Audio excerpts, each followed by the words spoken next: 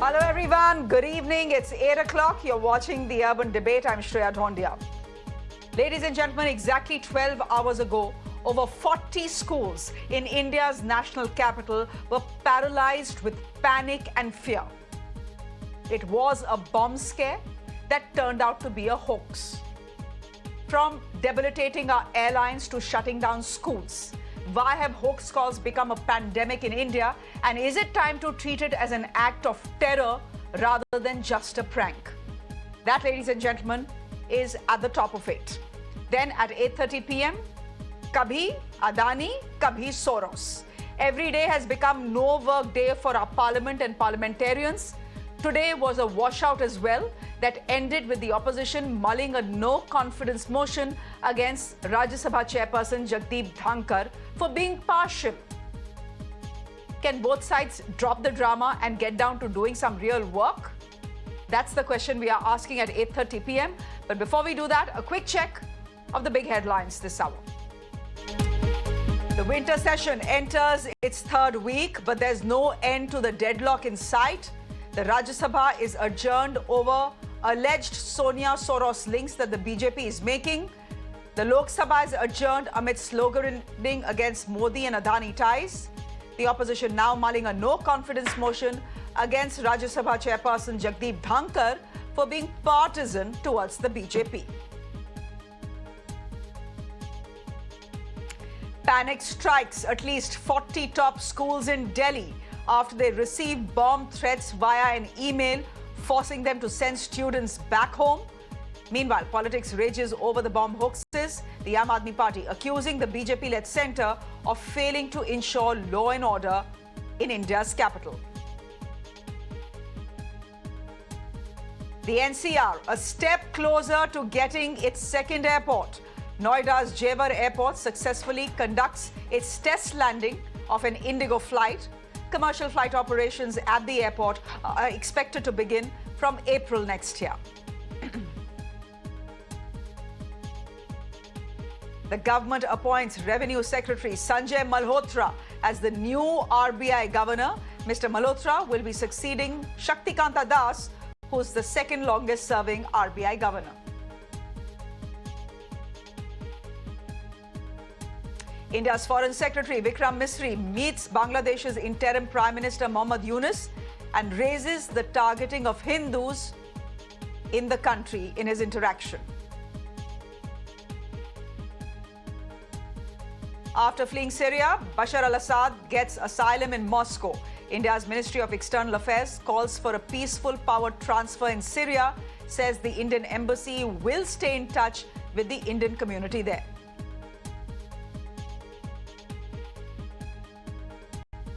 Temperatures are dropping in North India. Simla has received its first snowfall of the season.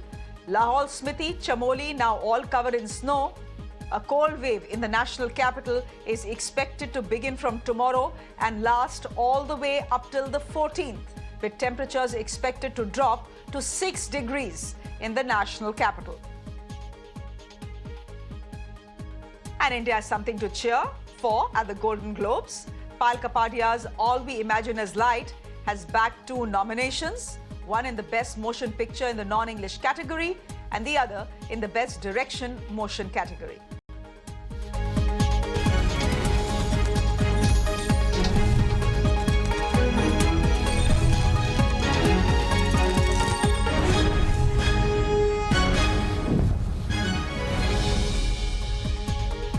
This is big news coming in at the top of 8. We are now given to believe via sources that the government wants to introduce the One Nation, One Poll bill in this session itself, the winter session.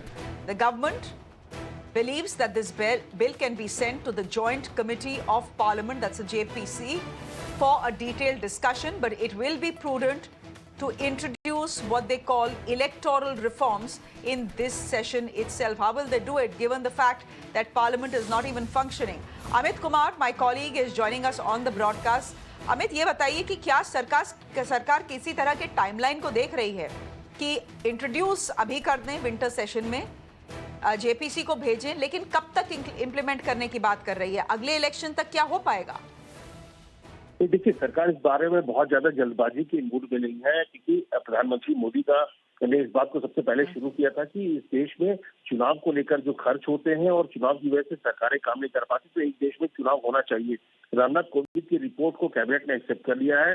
जो sources कह रहे हैं कि सरकार की मंशा यही है और पूरी तैयारी है कि जितनी जल्दी हो सके इस बिल को इंट्रोड्यूस किया जाए, और कोशिश है कि अगर इसमें बिल आ जाता है तो इसके बाद सबको ऑनबोर्ड किया जाए, क्योंकि जो कमेटी बनी थी रामनाथ कोविंद कमेटी, वो जो सरकारी कमेटी थी, तो कई लोगों को ये लग सकता है कि ये तो सरकारी कमेटी की रिपोर्ट है।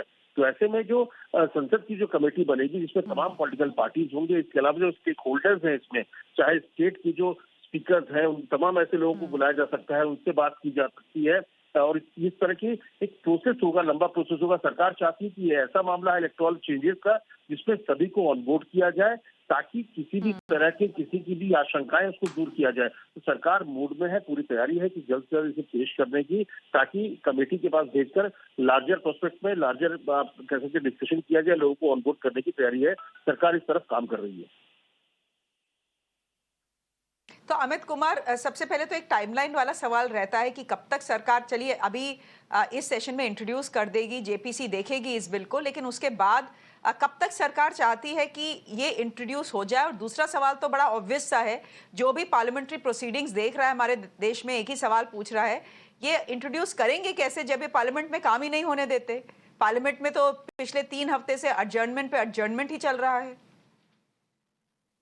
लंबा वक्त आपने भी गुजारा है पार्लियामेंट के भीतर और देखा है कि कब जब अगर सरकार को कोई अगर बिल इंट्रोड्यूस करना है तो शोर शराबे के बीच इंट्रोडक्शन तो हो ही जाता है। लेकिन जो टाइमलाइन की बात आप कर रही है वो सबसे इम्पोर्टेंट ये है कि सरकार कोई जल्दबाजी में नहीं है। आपको याद होगा कि इसको डिलिमिटेशन भी इसको इंक्लूड करना है, और 2026 के सेंसस के बाद डिलिमिटेशन लागू होगा, जिसमें संख्या जो है 550 से करीब 800 हो जाएगी लोकसभा सांसदों की, जो टोटल वो चीजें होनी है। तो मुझे लगता है कि कोई टाइमलाइन ऐसा नहीं है। सरकार चाह रही कि ऑनबोर्ड हो, अगले साल से सेंसस शुरू होगा, उसके बाद इसको लागू करने में जो पहले डिलिमिटेशन होगा, इसके बाद फिर इसको लागू किया जाएगा, बहुत सारी चीजें हैं। लेकिन ये कानून, सरकार की कोशिश है कि इसको लेकर सहमति बनाई जाए, और सहमति बनाने के लिए टाइमलाइन रखा नहीं गया है। सरकार का प्रयास है कि जितनी जल्दी संभव हो सबको ऑनबोर्ड किया जाए। अगर वक्त लगता है कोई बात नहीं है, सरकार चाहती है कि सब हो, कहीं जल्दबाजी में कोई फैसला ना हो, ये बात का आरोप भी ना लगे, इसीलिए कोई टाइम फ्रेम नहीं है। लेकिन हाँ, कोशिश है कि ऑनबोर्ड हो, तमाम पॉलिटिकल पार्टीज उस कमेटी में होंगी, जो बड़ी पार्टियां हैं, और छोटी पार्टियों को भी रखा जाएगा, और सबका रखी राय मशवरा के बाद ही ये फैसला किया जाए, क्योंकि ये एक इतना बड़ा फैसला है कि जिसमें पूरे इलेक्टोरल सिस्टम को बदल दिया जाएगा। तो इसके लिए सरकार किसी तरह की जल्दबाजी में नहीं है। Okay, so you're saying the government is not in a hurry but does want to introduce the bill in this session of Parliament itself. You are right. If the government wants, they can always table the bill even in the middle of a lot of chaos and sloganeering, etc. So is that what will happen with One Nation, One Poll? A move, a bill that could actually impact, in fact, rehaul the way elections are held in India. We'll wait and watch. Amit Kumar, thank you very much for joining us at the top of 8 with that piece of breaking information. Thank you very much indeed. Ladies and gentlemen, let's move to our big focus at 8. If you're a parent, just imagine getting a call from your child's school from out of the blue, asking you to immediately come and pick up your child. Why? Because the school has received an email threatening to blow the school up. Blow up the very place you trust with your child's safety for much of the day. Spine-chilling, right? Well, that's exactly what happened today in not one, not two, but at least 40 top prominent schools across Delhi today. A chilling wave of bomb threats rattled the capital today, sparking urgent action across the city. The Delhi Fire Department was alerted. Schools were immediately told to send students home. The police launched thorough checks at each location. By the end of the day, no suspicious items were found at any of the locations. But the perpetrator probably achieved his purpose, triggering a morning of mayhem. Listen in. हमें information मिलने के बाद में police बल जो SHO के साथ में वहाँ पहुँचा, हमने बीडीटी टीम से भी चेक करवाया है। सभी स्कूल्स में हमने हमारी पूरी टीम से चेक करवाया, तो किसी प्रकार की कोई सस्पिशियस चीज़ नहीं मिली है। तो मेरा पेरेंट्स से और सभी से अपील है कि किसी प्रकार का पैनिक नहीं करें और सभी चीज़ें ठीक है।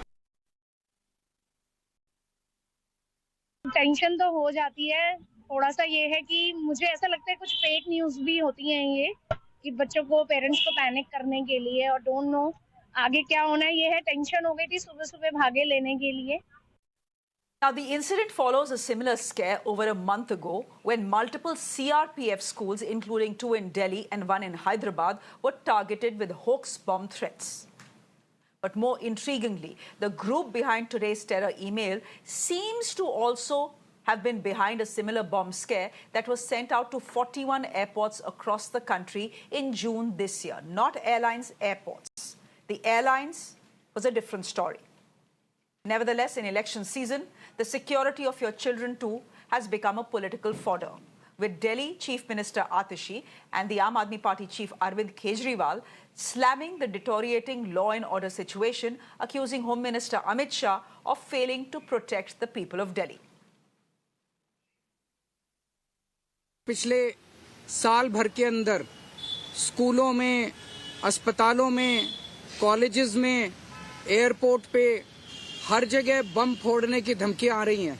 मैं अमित शाह जी से हाथ जोड़ के विनती करना चाहता हूं, दिल्ली की जनता आपसे जानना चाहती है कि आप दिल्ली के लोगों को सुरक्षा देने के लिए क्या कर रहे हैं। दिल्ली के लोग आपसे कुछ नहीं मांग रहे, हमें राजनीति नहीं करनी, हमें केवल सुरक्षा चाहिए, और सुरक्षा देने की जिम्मेदारी आपकी है, आपको सुरक्षा देनी पड़ेगी।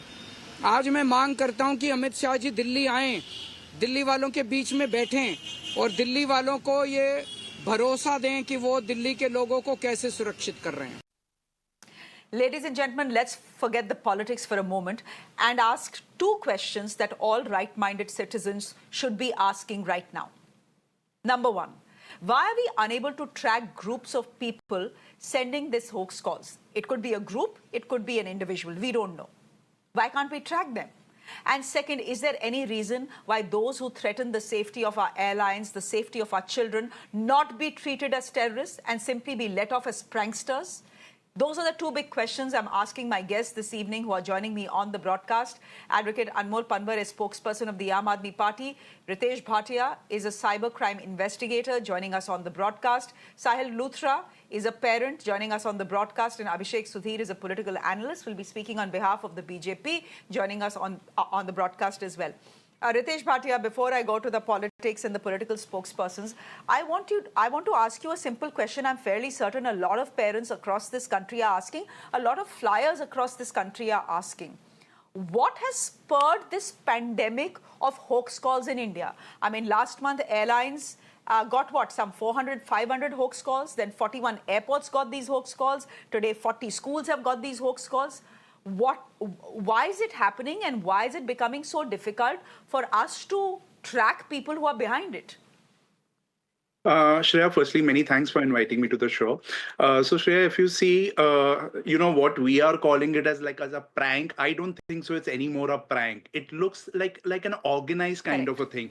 The way the organized cybercrime works, this also looks like an organized crime kind of a thing. Somewhere to kind of create a destability in the country, create panic all the time.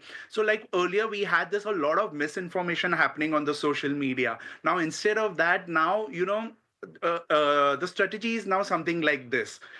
Coming to the next question, that why aren't we able to trace them or something? I think it's fairly simple that an intent needs to be there, an intent to crack down these people. If that intent is there, then everything is possible. At the end of the day, this is not a robo or an AI, somebody just sending it across like that. At the end of the day, behind all those computers, for them, they think they are anonymous. But there is at least a human, and there are so many digital footprints over there. For example, look at this particular Scotty Lanza email, which is there of Gmail. So who's involved in this? Of course, there is the Google. Google can very well provide the IP address. The IP address may turn out to be something that's been allotted by a VPN. Now you approach the VPN provider. The VPN provider should cooperate with the government and with the law enforcement and get those, okay, this is what it was allotted. And let's say it was allotted to some citizen of some country. Now you need to speak to the diplomats need to engage. and finally get the particular person over here. And the government really needs to show, because what has happened, like the news channels carried out, all the news that, okay, 400 airlines or 400 bomb threats, 40 this thing and all that. What was the conclusion? So it shouldn't be okay, it's done. It's like the digital arrest thing. That's also a pandemic that's going on. But what's the end of it? Every day we're just talking about that. So same thing, we're just talking about the bomb threats and we are just empowering these people who think they are anonymous, but actually they are not. Shreya. So you are saying what happened what happened to the person who made all those calls to the airlines? Well, he was arrested. Turned out he was someone who had written on terror. He was frustrated because he didn't have a job. So he decided to spend his time and while away his time by writing emails and sending threats to airlines. So he got caught, but my own sense is he's not the only one. If he is behind bars, then someone else is threatening our schools. And you're saying there is no intent to catch these people. Perhaps there is no intent to catch these people. Before I get other people into the conversation, I also want to understand from you, Ritesh Bhatia, what you make of the specific email that was sent. Because this time in the emails, there was a 30,000 bounty that was being sought to say, give us $30,000 or we'll blow up your place. I mean, I'm just wondering, was there a smarter way of dealing with this and getting to the people who were behind sending this email? Because if someone is demanding $30,000 from me, they have to give me, an address to deposit or a bank account to deposit those $30,000 from. Or do you think it was just a decoy? It was just someone wanting to make their email look authentic. See, I deal with hackers day in and day out because, I have to do a lot of negotiations with them, especially when they do these ransomware attacks and they demand a lot of ransom. So always these hackers, number one, they will never ever use Gmail. They know because from Gmail, things can go haywire. So they're always going to use something like the Proton mails, or they'll go get onto Talks chats. Their demands will always be in Ethereum or in the Bitcoins. They're never going to ask in dollars as such. They'll always say, okay, transfer. Once they demand that, then, we bring them to a particular place, like, on the dark web, like we start chatting with them, let's say on Talks chat or on Telegram, and then we try to, get some head or tail out of it. But here it looks like this person, maybe he's way too overconfident that nothing will happen to him, and this person has taken an identity and put it up on Gmail. And now with the Google having its offices in India, it's going to be like fairly easy for the government to get the IP address. But yeah, of course, the IP address is going to be like most likely of a VPN provider. But again, now comes that the VPN provider literally needs to help the government. And as you rightly said, that what happens to these people, like, at the start you mentioned that these guys should be declared as a terrorist, because just imagine the kind of havoc they are creating. Now, whether this guy is a prankster, it's an organized crime, just look at, I mean, it is also taxpayers' money, because, what we are doing, you have to deploy so many forces. When the airlines go down, we know like how many, like, it's like millions of dollars is at stake at that point of time. The trauma that the children and the parents go through is another level. Sahil Luthra, would you want to come in here? Under no circumstances can we look at what happened to Delhi schools today or what happened with airlines across India a month ago as simply a prank? Hoax tha, kuch nahi mila. This is a deliberate attempt to destabilize your aviation industry and strike fear at the heart of parents in India's national capital. Do you feel there's something larger going on here? As a parent, how do you react to what has happened today? Hello. Hi, ma'am. Good evening. Thank you for hosting me. Go ahead, Sahil. I can hear you. Am I audible? Yes, you're audible. Go ahead. Yes, ma'am. So what I feel is it's very crucial to address this, as it causes a big psychological impact on the parents as well as the children and the community. So I feel there should be importance of robust safety protocols. So there should be, trained personnel to handle these situations in the school. There should be strong coordination between the school and the law enforcement agencies. Robust surveillance should be there. And, regular emergency drills should be taken so that even the children are well prepared. If something, God forbid, happens, seriously, then if there is nothing, not a drill happened prior, so the children will panic, and that will cause a big havoc, which I feel. Okay. I'm just bringing in Abhishek, Sudhir and advocate Anmol Panwar into the conversation as well. And I bring them into the conversation because whatever happens in this country now, everything is political. Everyone wants to seko political rotis on almost everything now. But Abhishek, the point is, you represent the BJP, you yourself are father to a young girl. You know, what the cybersecurity expert on this panel is saying, he's not from the Congress party, he's not from the India bloc, he's not running to be Prime Minister. He's saying there is no intent to sort this menace out. It has become a pandemic. It needs to be sorted out. Otherwise, people who are doing it live in the safety that they'll never get caught. वो चोर होता है ना जो पकड़ा नहीं जाता, बार-बार चोरी करता है. Right. Well, first of all, it's extremely difficult to stop this, in the sense that everybody who has a device, who has access to a VPN provider, could send a threat email, right? So what can law enforcement agencies do to prevent someone from actually sending a threat? I feel honestly very little. What you could probably do is, take actions that would serve as a deterrent. So yeah, I think I agree with you. Perhaps, the need of the hour is a separate bill, a law, perhaps an amendment to the Bharatiya Nyaya Sanhita and the new criminal laws, whereby, sending a hoax email of this nature is treated as an act of terror, stringent punishments, hefty, prison time, something. So you could probably act as a deterrent, but today in the digital age where everybody has access to a VPN provider, has access to a device, there's very little a political party, I find it ridiculous that Arvind Kejriwal and Atishi would actually blame the BJP even for this. It's ridiculous. Like you said, how are you politicizing this? How can you blame a political party? At the end of the day, this makes no sense. Someone has a device, they send an email, it's Amit Shah's fault. Sometimes the Aam Aadmi Party, I have been in this party, it's ludicrous. There's no sense to this. What can Amit Shah, the Union Home Ministry or the police do if some idiot, I'm sorry to use unparliamentary language, decides to send an email? This is obviously somebody who's not doing this for financial gain.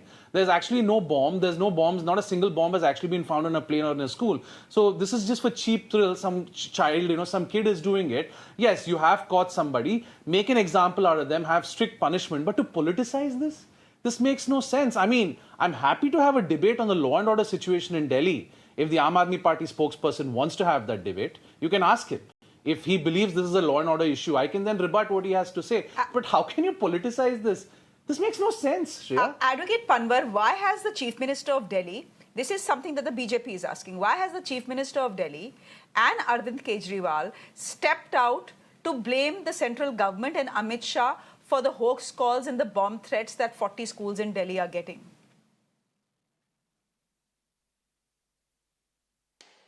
Shreya ji, why haven't the BJP sent a spokesperson today? I've been witnessing this from the past 2 or 3 days, that whenever we discuss the law and order issue, they are not sending their spokesperson. Are they afraid of answering to the people of Delhi? जवाब क्यों नहीं देना चाहते दिल्ली की जनता को? क्यों भाग रहे हैं दिल्ली की जनता के जवाबों से? In the past 6 months, the colleges, hospitals, educational institutions, malls, they have repeatedly been threatened with bomb blasts.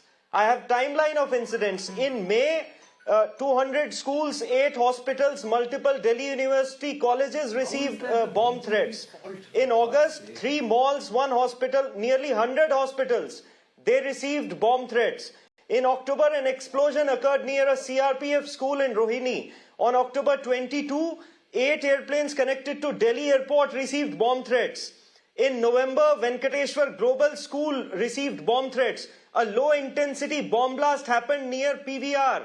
And today, more than 40 schools, including DPS Arkepuram and GD Goenka, received bomb threats. There's widespread panic among citizens. And a government, central government, who's responsible for maintaining the law and order, they have failed to prevent these incidents. And these incidents are repeatedly taking place. And this political analyst, Mr. Sudhir, on your show is saying that the allegations against Mr. Amit Shah are ridiculous. that this isn't a law and order issue. भाई साहब अगर ये law and order issue नहीं है तो बताइए ना फिर जब धमाके हो रहे हैं दिल्ली में आप उसे कह रहे हो वो law and order issue नहीं है और क्या होगा law and order issue? और क्या होगा law and order issue? Okay, you made your point. Let him respond. होगा law and order issue. Let him respond. Let him respond. I know you and your party and your leaders have a flair for the dramatic, but hold on. No, yes. Abhishek, they may have a flair for the dramatic, but the fact is that the government of India, the Home Ministry that looks at law and order in the national capital cannot get away by saying, "Hame hoax call aata hai, to is it Mr. Amit Shah's fault?" You can't get away by saying that, right? So what is your solution? Tell me. Give me a solution. The solution has just been given by the digital expert here on the panel. What is the Go solution? ahead. I will let Ritesh repeat what he was saying. If No, that is what is you the want. solution? Does Mr. Ritesh Bhatia blame a government for somebody with a device doing? sending a hoax? Ritesh Bhatia, take a minute. Ritesh Bhatia, just come in here. No, 1 second. So I don't want to get into the politics of both the parties as such. Yeah. I can, as a technical guy, I can only speak from the tech point of view. And I think what I said that what's really missing is the intent. Now you arrest somebody and then later on nothing happens. And just imagine, like right now also you made some very valid points that, let's go and like modify the law, make it like, that sending a hoax mail also will be like kind of a deterrent to them. But then the thing is we really need to do something about it, that when a hoax mail is received as such, you're right that, anybody can send that. But you also touched a point upon the VPN as such. Now, who's the VPN provider? At the end of the day, it is an organization, right? It is sitting in a certain country. Now, with that country, you have the diplomatic relations because you are in the power. You can obviously speak to all these VPN providers, bring them under a certain regulation that, listen, guys, if you are going to provide VPN and if in that somebody like in India is also being targeted, you're supposed to give us this information. I think it's as simple as that, because that's the same thing you do with the social media giants over here, whether it's Facebook or the intent.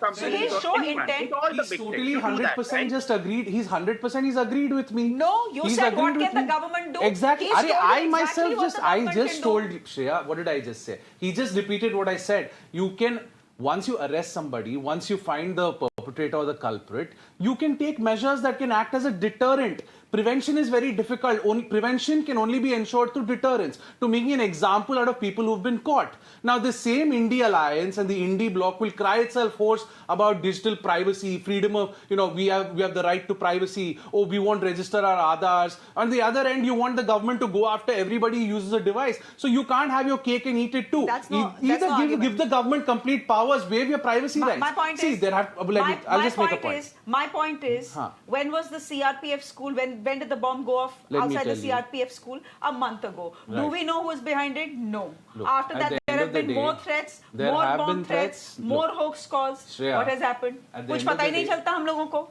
Look, at the end of the day, when you catch somebody who has sent a hoax, you have to make an example out of them. Ritesh Bhatia has agreed with me on the law and order situation in Delhi. The more pressing law and order situation in Delhi is the extortion racket. It's how gangsters are operating with impunity. And why are they doing that? There is a gentleman by the name of Naresh Balyan who has been arrested under Makoka, who is in jail. Let me make my point. You've allowed the Aam Aadmi Party to make some allegations. You allow me to make my point about law and order. Naresh Balyan and gangsters right now. Naresh Balyan is in nexus with Kapil Sangwan, a dreaded UK gangster. That is why the law and order situation is deteriorating. Every gangster is operating in connivance with the Aam Aadmi Party. I am only interested today can I respond? in people, individuals. No, you cannot. Talk about Naresh Balyan. 1 minute. Who are sending these bomb threats to schools in India's national capital, and why there is no intent. For all you know, it could be an Aam Aadmi Party worker. Oh, come on. Arvind Kejriwal is capable of this. For all you know, it could be an Aam Aadmi Party worker. How do you know? If someone with a device can just send an email. No, when you can't someone answer with a device can just send an email. What do you want the Union Home Ministry to do? You catch them, you punish them, you make an example out of them. Don't reduce this to rhetoric. I mean, look get at answers. We need answers, not rhetoric. I mean, they have nothing. Why is there no spokesperson? Because this is not a political you are trying. Ritesh Bhatia should. You are advocating for these kind of accused. Maybe you are the one who has sent these emails. So you all have made a fool of yourself. Ladies and gentlemen, now you know. It may be possible that some of you know have sent this email because you are advocating for them. I don't want any more discussion on this. I don't want any more discussion on this. Ladies and gentlemen, I'm fairly certain in what has happened in the last 5 to 6 minutes, you now know why we continue to get these bomb threats and hoax calls. Because there is simply no intent. The only intention is to divert and disintegrate every serious discussion in this country to a political tutu meme, which is why we never end up finding solutions. We leave it there for the moment. Thank you, gentlemen, for joining us. Mr. Panwar, Ritesh Bhatia, Sahil Luthra and Abhishek Sudhi. Thank you very much for joining us. Ladies and gentlemen, on that note, I'm slipping into a quick break on